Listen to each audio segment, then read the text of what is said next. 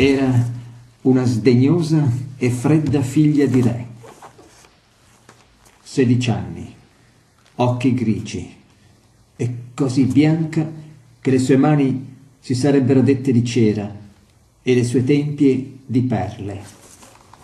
Figlia di un vecchio re guerriero, sempre occupato in lontane conquiste.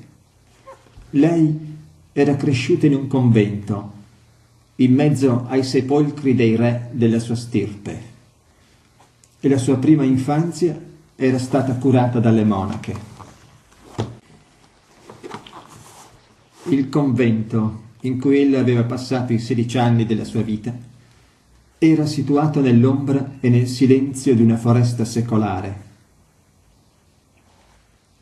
Era un luogo severo, al riparo dalle vie e dai passaggi dei boemi, e nulla vi penetrava tranne la luce del sole, e anch'essa vi arrivava indebolita attraverso la spessa volta del fogliame delle querce.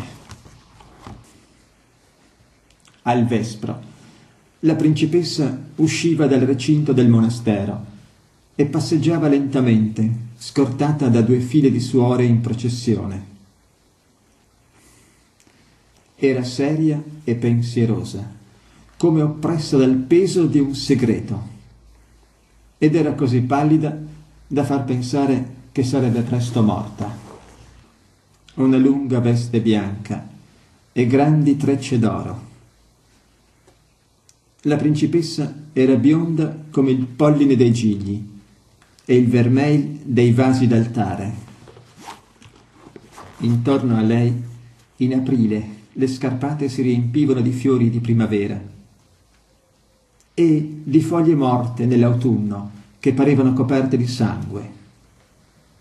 E, sempre fredda e pallida, nella sua veste bianca, in aprile come in ottobre, nel giugno ardente come in novembre, la principessa passava sempre silenziosa ai piedi delle querce, rosse o verdi. D'estate teneva in mano dei grandi gigli bianchi nati nel giardino del monastero.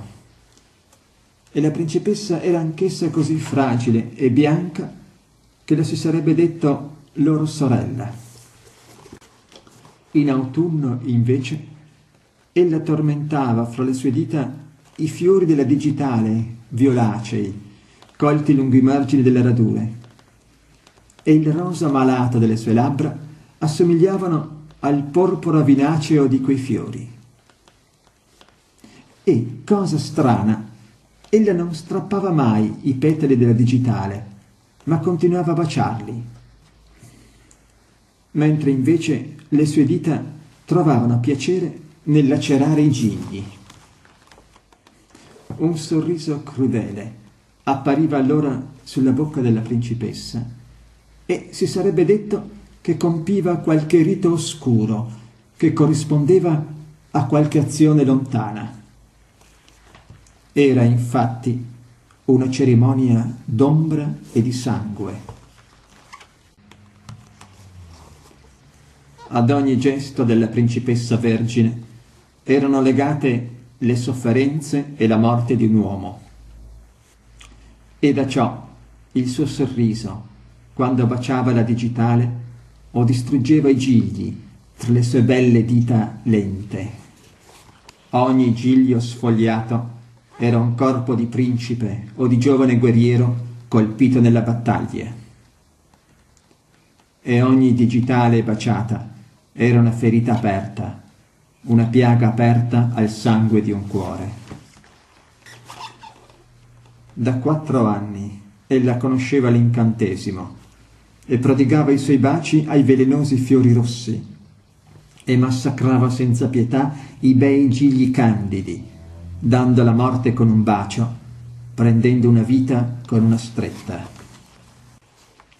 Ogni sera il cappellano del convento, un vecchio monaco cieco, riceveva la confessione dei suoi peccati e l'assolveva, poiché i peccati delle regine dannano soltanto i popoli e l'odore dei cadaveri è un incenso ai piedi del trono di Dio.